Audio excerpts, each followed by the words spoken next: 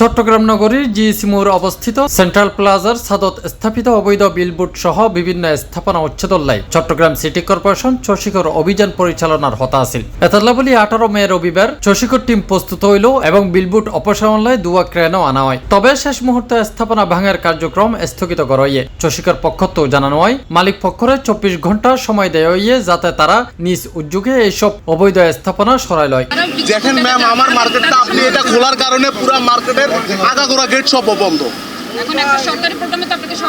অবশ্যই আমরা বললাম তো আপনাদের এখানে খুলে নিতে বা এটা নিয়ে চলে যেতে আমাদের কোনো বাধা নেই, বাট আমাদেরকে যদি বলেন যে না আপনারা এই টাইম থেকে এই টাইম পর্যন্ত আপনারা বন্ধ রাখবেন, আমরা বন্ধ রাখবো। কিন্তু আপনি যদি এই যে যেমন সকালবেলা 10টা বাজে কোনো নিউজ ছাড়া কোনো ব্রিফিং ছাড়া আপনি আমার সব নিয়ে যান, আমার এটাতে কোনো সে নাই।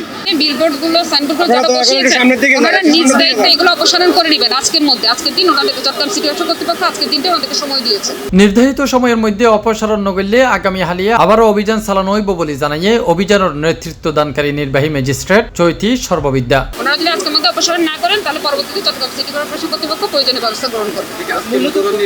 হ্যাঁ, নিজ দায়িত্ব ওনারা সরিয়ে নেবেন। এই বিষয়টি মীমাংসিত হয়েছে। কোর্টের অর্ডার যেটা স্টে অর্ডার যেটা ছিল সেটা ব্যাকেটেড হয়েছে। মূলত কেন হচ্ছে মানে তাদেরকে আসলে এই যে পারমিশনটা ছিল না নাকি হচ্ছে যে নবায়নের যে বিষয়টা থাকে তারা ওনারা দীর্ঘদিন আসলে কর পরিশোধ করেননি। সেই 2016 সাল থেকে অদ্যাবধি ওনারা কোনো কর পরিশোধ করেননি। এটুকু আমি জানি। আরো বিষয় জানতে হলে আপনারা বিস্তারিত একটু চট্টগ্রাম সিটি কর্তৃপক্ষ যোগাযোগ করবেন।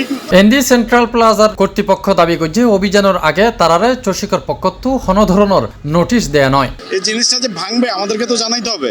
আমরা যেহেতু এখানে সেন্ট্রাল প্লাজা ব্যবসায়িক সমিতি আছে, আমরা সমিতি তো এই ব্যাপারে কিছুই জানি না। ওনারা পত্রিকা দিছে, ওনারা জানে, আমাদেরকে অফিসিয়ালি কোনো কিছুই জানাই নাই। ভাঙতে আসবে আমাদেরকে আগে জানাইতে হবে। তো আমরা এই দোকানদাররা কোথায় যাবো? আমাদের ব্যবসা বাণিজ্য আমরা কোথায় করবো? আমাদেরকে এই যে আজকে আমাদের ক্ষতিপূরণটা কে দিবে?